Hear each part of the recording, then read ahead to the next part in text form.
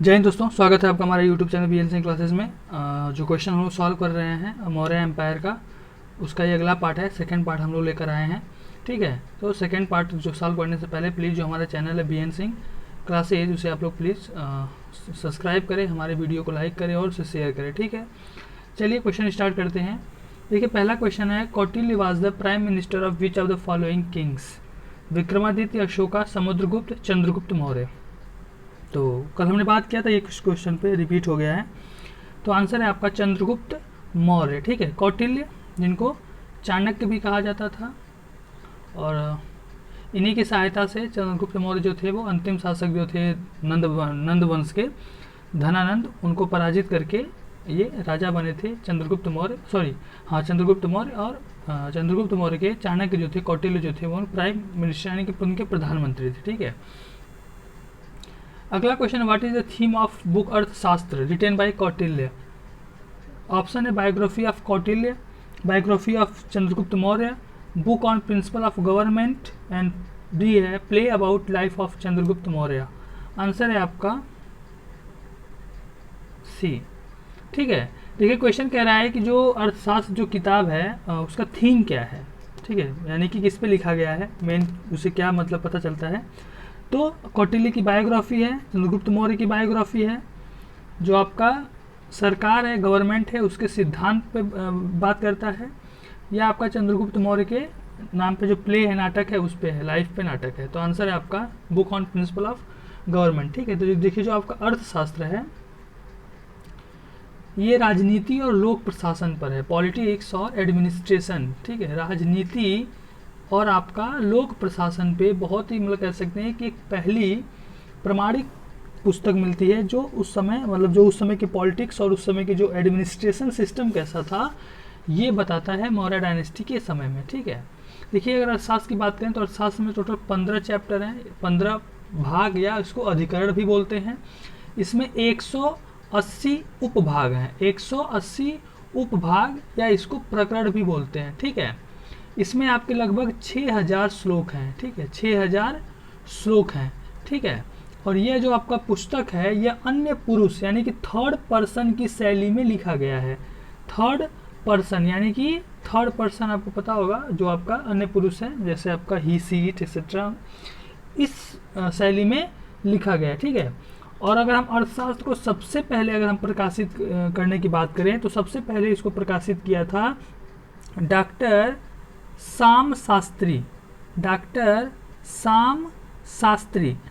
साम शास्त्री ने इसे 1909 में प्रकाशित किया था। ठीक है, 1909 में इसे प्रकाशित करवाया था। ठीक है, इसमें एक तरह से हम देखें तो जो कौटिल्य थे यानी जो चाणक्य थे, उनके जो पॉलिटिकल थॉट थे, उनके जो राजनीति की सोच थी, वो इसके बारे में कोई बुक्स में पता चलता है। ठीक है, अगला क्वेश्चन है, who among the following scholars एंटिनोल चंद्रगुप्त मौर्य एज सेंट्रोकॉट्स? देखिए क्वेश्चन ये क्लियर नहीं है। क्वेश्चन ये कह रहा है कि सबसे पहली बार जो आपके जो आपके चंद्रगुप्त मौर्य थे, उनको सेंट्रोकॉट्स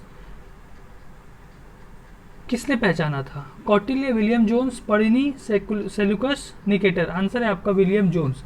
देखिए जो आपके चंद्रगुप्त मौर्य थे, चंद्रगुप्त मौर्य का जो यूनानी ग्रंथ थे, जो आपके ग्रीक जो लिटरेचर थे, उनमें सेंट्रोकोट्स का वर्णन मिला है। ठीक है, सेंट्रोकोट्स, इसे सर्वप्रथम सर विलियम जोन्स ने 28 फरवरी 1793 रॉयल एशियाटिक सोसाइटी में सबसे पहली बार उन्होंने बताया कि ये जो नाम है सेंट्रोकोट्स, ये चंद्रगुप्त मौर्य के लिए इस्तेमाल किया गया था। ठीक है, और इस शब्द का जो प्रयोग है, सेंट्रोकोट्स का जो प्रयोग है, ये आपका जो ग्रीक राइटर थे स्ट्रैबो, एरियन और जस्टिन ने इस नाम का उल्लेख जो है वो किया है। ठीक है, अगला क्वेश्चन है, who was the Seleucus Nicator? Seleucus Nicator कौन था? Prime minister of Chandragupta Maurya, Greek scholar, general of Alexander and mathematician. तो आंसर है आपका जनरल ऑफ अलेक्जेंडर। देखिए जो सिकंदर थे, अलेक्जेंडर जिसने विश्व विजेता, तो जिसने भारत पे आक्रमण किया था, तो सिकंदर का ये जनरल था। ठीक है, और ये आपका जो सेल्यूकस निकेटर था, सेल्यूकस निकेटर ये इन्फेंट्री जनरल था, ठीक है, जो आपका इन्फेंट्री होती है आर्मी का, जो इन्फेंट्री यानी कि पैदल सेना, उसका ये जनरल था, ठीक है, इन्फेंट्री का जनरल था। और जब अलेक्जेंडर की डेथ हो गई बेबीलोनिया में वापस जाते समय, तो बेबीलोनिया में जब डेथ हो गई तो जो सिकंदर के द्वारा जो विजित जो क्षेत्र था उसमें जो आपका ईस्टर्न एशिया का जो एरिया था, जो पूर्वोत्तर एशिया का जो एरिया था, ठीक है, ईस्टर्न एरिया जो प्रोविंसेस थे उसको जो मतलब सेल्यूकस निकेटर था उसने उस पर कैप्चर कर लिया, मतलब उस पर पूरा अपना कंट्रोल कर लिया, ठीक है। और चंद्रगुप्त मौर्य और सेल्यूकस निकेटर में लगभग आपका 301 बीसी के आसपास युद्ध हुआ। और इस 301 बीसी के युद्ध में जो सेल्यूकस निकेटर था ये हार गया था। इसके बदले में सेल्यूकस निकेटर जो था उसको जो सेल्यूकस था 303 बीसी के आसपास दोनों लोगों में संधि हुई थी, ठीक है, 303 बीसी के आसपास संधि हुई थी, ठीक है। तो सेल्यूकस निकेटर जो था आपका जनरल ऑफ अलेक्जेंडर। अगला क्वेश्चन है which of the following area, इसमें एक वर्ड है सरेंडर, ठीक है, surrender to Chandragupta Maurya by Seleucus Nicator, ठीक है। तो अभी हमने बताया था इसके पहले वाले क्वेश्चन में कि 301 302 के आसपास युद्ध हुआ था सेल्यूकस निकेटर और चंद्रगुप्त मौर्य में। जो सेल्यूकस निकेटर वो युद्ध हार गया था, तो उसने कौन कौन से एरिया चंद्रगुप्त मौर्य को सरेंडर करने से उसने मना कर दिया था, ठीक है। Which of the following area was not surrender, ठीक है, इसमें नॉट सरेंडर क्वेश्चन है, ठीक है, क्वेश्चन में दो वर्ड छूट गए हैं, सॉरी। तो कौन सा एरिया उसने सरेंडर नहीं किया था? काबुल, हेरात, गंधार, नॉर्दर्न अफगानिस्तान। आंसर है आपका नॉर्दर्न अफगानिस्तान, ठीक है, नॉर्दर्न अफगानिस्तान, ठीक है। देखिए युद्ध हारने के बाद जब सेल्यूकस निकेटर और चंद्रगुप्त मौर्य के बीच में जब संधि हुई थी तो कौन कौन से एरिया उसने आपका सरेंडर किया था? वो था आपका अराकोशिया, अराकोशिया, अराकोशिया जो एरिया था ये आज का आप कंधार, आज का जो कंधार है अफगानिस्तान में, ये area, south east Afghanistan, Gedrosia, Gedrosia, Gedrosia आज का आपका जो मकरान तट है यानी कि आपका जो बलूचिस्तान है, इसके अलावा एरिया, एरिया, ठीक है, ये आपका एरिया आता है हेरात और पेनिसदाई जो आपका काबुल है। तो काबुल, हेरात, गंधार, ये सब एरिया सरेंडर कर दिया गया था सेल्यूकस निकेटर के द्वारा चंद्रगुप्त के प्रति और नॉर्दर्न अफगानिस्तान को छोड़ के, ठीक है। तो आंसर इसका होगा नॉर्दर्न अफगानिस्तान। क्लियर है। अगला क्वेश्चन है under which of the following Jain saints Chandragupta Maurya adopted Jainism? Mahavira, Bhadrabahu, Kautilya and Sthulabhadra. Answer है आपका भद्रबाहु, ठीक है।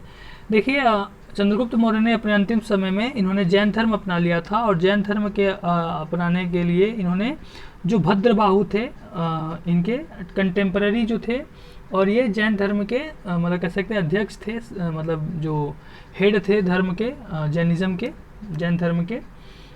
और जो आपके भद्रबाहु थे ये दिगंबर के, दिगंबर जो सेक्ट था, दिगंबर जो जैन धर्म का दो पार्ट में आपको पता होगा बांट दिया गया था, एक आपका दिगंबर और एक आपका श्वेतांबर। तो दिगंबर के जो दिगंबर मानने वाले साधु दिगंबर की स्थापना यही भद्रबाहु ने की थी और भद्रबाहु ने ही जैन धर्म के मतलब चंद्रगुप्त मौर्य इन्हीं के अंडर में जैनिज्म अपनाया था। और अपने अंतिम समय में जो चंद्रगुप्त मौर्य थे वो कर्नाटक यानी साउथ इंडिया चले गए थे भद्रबाहु के साथ, ठीक है, भद्रबाहु के साथ। आपके जो ये स्थूल भद्र हैं, स्थूल भद्र जो थे वो मतलब जब अंतिम समय में जब भद्रबाहु के साथ चंद्रगुप्त मौर्य जब साउथ इंडिया चले गए थे तो उस समय स्थूलभद्र मगध में ही रहे। और ये आपके जो स्थूलभद्र थे ये श्वेतांबर धर्म के मानने, श्वेतांबर जो आपका सेक्ट था, दो सेक्ट में डिवाइड किया गया था, तो श्वेतांबर को मानने वाले स्थूलभद्र थे, ठीक है। तो यहाँ से स्थूलभद्र श्वेतांबर के शुरू किया था और भद्रबाहु दिगंबर, ठीक है। महावीर आपको पता होगा ये 24वें तीर्थंकर और आपके कह सकते हैं कि सॉरी ये जैनिज्म के रियल फाउंडर हैं। और ये आपके महावीर जो हैं ये आपके जो आपके बिंबिसार हैं, ठीक है, मगध के पहले जो हर्यक वंश की डायनेस्टी, हर्यक डायनेस्टी के संस्थापक बिंबिसार बिंबिसार के कंटेम्पररी हैं महावीर, ठीक है। और आपके जो कौटिल्य हैं वो तो चंद्रगुप्त मौर्य के प्रधानमंत्री थे, ठीक है। अगला क्वेश्चन पे चलने से पहले प्लीज़ जो हमारे चैनल है BN सिंह क्लासेज, उसे आप लोग प्लीज़ सब्सक्राइब करें, हमारे वीडियोस को लाइक करें और उसे शेयर करें, ठीक है। तो प्लीज़ ऐसे ही क्वेश्चंस हम लोग आपको इंपॉर्टेंट सॉल्व करते रहेंगे, आपके सामने लाते रहेंगे, जो हर एग्ज़ाम में आपको हेल्प करेंगे। तो अगले क्वेश्चन पर चलते हैं। अगला क्वेश्चन है how did Chandragupta Maurya die, Chandragupta Maurya की मृत्यु कैसे हुई, ठीक है। Seleucid Mauryan war, natural cause, by observing sallekhana, killed by Bindusara.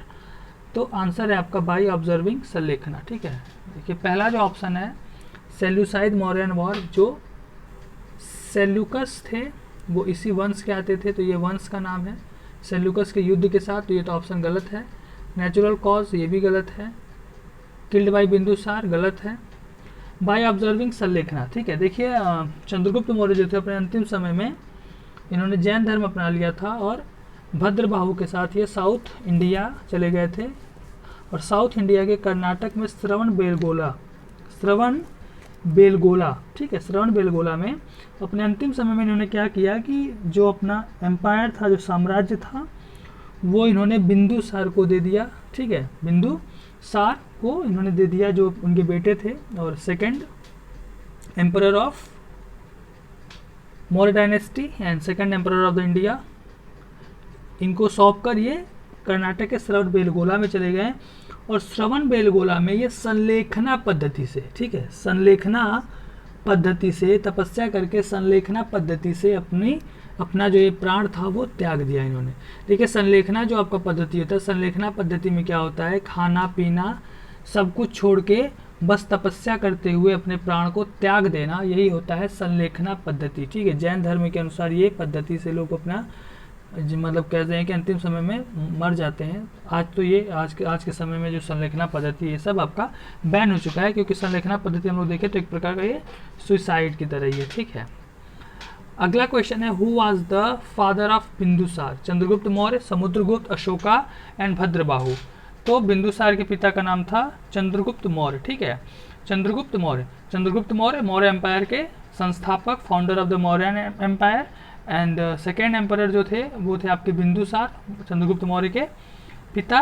और इनका जो नाम था अमित्रघात, अमित्रचेट्स, इनके कई नाम थे। इसके अलावा इनका सिंहसेन भी इनका एक नाम था, सिंहसेन, ठीक है। इनके पिता का नाम चंद्रगुप्त मौर्य और माता का नाम था धुरधरा, ठीक है। और इनका जो जन्म हुआ था वो 320 BC के आसपास हुआ था, 320 BC के आसपास। और ये राजा बने थे 298 BC के आसपास, और इनका राज्य था 298 to 273 BC, ठीक है। अगला क्वेश्चन है what was the name given by Bindusara by Greek scholars, Amitraghata, Amitrochates, Napoleon of India and the Sandrocottus. Answer है आपका अमित्रचेट्स, ठीक है। अमित्रचेट्स, ये जो आपका अमित्रघात है ये इन्हीं का नाम है, लेकिन ये संस्कृत में लिखा गया है, संस्कृत में ये नाम मिलता है। अमित्रचेट्स जो था, जो ग्रीक स्कॉलर्स थे, ठीक है, जो आपके यूनानी जो लेखक थे उनके द्वारा ये दिया गया था। और सेंड्रोकोट्स जो है ये आपका चंद्रगुप्त मौर्य का नाम है, ठीक है, चंद्रगुप्त मौर्य का नाम है। तो अमित्रचेट्स या अमित्रघात, ठीक है, जिसका मतलब होता है शत्रुओं का नाश करने वाला, ठीक है। और इनका एक नाम सिंहसेन भी था, ठीक है। अगला question who was the famous as the conqueror of land between the two seas, ठीक है। कौन इस बात के लिए इस नाम से फेमस था कि जो आपका दो समुद्रों के बीच का जो जमीन था वो जीतने वाला, ठीक है। चंद्रगुप्त मौर्य, बिंबिसार, बिंदुसार, अशोका। आंसर है आपका बिंदुसार, ठीक है। देखिए लैंड बिटवीन टू सीज का मतलब था कि ये साउथ इंडिया का आप लोग देखें तो ये वाला जो एरिया था इंडिया का, इधर आपका बे ऑफ बंगाल और इधर आपका अरेबियन सी, ठीक है, अरेबियन सी, ये आपका पेनिनसुला है। तो ये पूरा एरिया जीतने का मतलब हुआ कि जो पेनिनसुला जो आपका है जो आपका साउथ इंडिया का जो पेनिनसुला है ये दो समुद्र के बीच में आता था, तो ये एरिया ये जीत गए थे, इसीलिए इनके conqueror of land between two seas कहा जाता था। इसके अलावा ये लगभग 16 स्टेट्स को ये जीत कर अपने राज्य में इन्होंने मिला दिया था, अपने राज्य में इन्होंने मिला दिया था। ठीक है, लगभग ये पूरा मतलब कह सकते हैं कि ये एरिया और इंडियन पेनिनसुला सब कुछ ये जीत गए थे। इसीलिए इनको कहा गया था कि conqueror of land between two seas. ठीक है, अगला क्वेश्चन है, who sent Deimachus as an ambassador to Bindusara court? Seleucus Nicator, Antiochus, king Ptolemy and Alexander. Answer है आपका बी, एंटीएकस। ठीक है, पहले वाले इसके पहले का जो हम लोग पार्ट है उसमें हम लोगों ने इस क्वेश्चन सॉल्व किया है। जो कि जो आपके डायमेकस थे, ये जो सीरिया के राजा थे, सीरिया के राजा थे एंटीएकस फर्स्ट। इन्होंने बिंदुसार के दरबार में अपना एक एम्बेसडर भेजा था जिसका नाम था डायमेकस। ठीक है, और ऐसा माना जाता है कि उस समय बिंदुसार यानी कि भारत और सीरिया के बीच में डिप्लोमेटिक रिलेशन थे, राजनयिक संबंध थे, राजनयिक संबंध थे। ठीक है, राजनयिक संबंध थे। ठीक है, अगला क्वेश्चन है, what is the other name of Bindusara as mention in Sanskrit literature? ठीक है, एलिट्रोकेट्स, अमित्रोचेट्स, सिमसरी, अमित्रघात। आंसर है आपका डी, अमित्रघात। ठीक है, जो संस्कृत ग्रंथ हैं, संस्कृत लिटरेचर्स हैं, उनमें बिंदुसार का नाम अमित्रघात मिलता है, जिसका मतलब होता है शत्रुओं का नाश करने वाला, डिस्ट्रॉयर ऑफ फोज। ठीक है, अमित्र का मतलब होता है अमित्र का मतलब होता है शत्रु, एनिमी। ठीक है, और घात का मतलब होता है स्लेयर। ठीक है, मतलब अंतकर्ता। तो इस तरह से ये नाम बना, अमित्रघात मतलब शत्रुओं का नाश करने वाला। ठीक है, अगला क्वेश्चन है, in which year Maurya king Bindusara died? ठीक है, बिंदुसार की मौत किस वर्ष हुई थी? 265 BC, 270 BC, 273 BC, 276 BC. Answer है आपका सी, 273 बीसी। ठीक है, बिंदुसार की मृत्यु 273 बीसी के आसपास हुई थी और ये नेचुरल डेथ था। ठीक है, नेचुरल डेथ था। और बिंदुसार के बाद जो राजा बने वो थे आपके द ग्रेट अशोका। ठीक है, जो मौर्य डायनेस्टी के सबसे महान शासक के रूप में जाना जाता है। और भारत के सबसे महान राजाओं के बारे में जब भी हम बात करेंगे तो अशोका उसमें सबसे आगे आएंगे। अशोका के बिना भारत के महान शासकों का वर्णन नहीं किया जा सकता। तो अशोक एक इम्पॉर्टेंट किंग है। ठीक है, भारत के, इसके बारे में हम लोग कल बात करेंगे। ठीक है, यहाँ पे हम लोग का ये क्वेश्चन सेशन जो है वो ख़त्म होता है। अगले पार्ट में जो अशोका से रिलेटेड जो भी इंपॉर्टेंट क्वेश्चंस हैं, क्योंकि अशोका बहुत ही मतलब कह सकते हैं कि इम्पॉर्टेंट मतलब इनका रोल होता है एंसेंट हिस्ट्री में अशोका से बहुत सारे क्वेश्चंस इनसे पूछा जाता है। तो अशोका से रिलेटेड जो भी इंपॉर्टेंट क्वेश्चंस होंगे उस पर हम लोग कल बात करेंगे। ठीक है, थैंक यू, जय हिंद।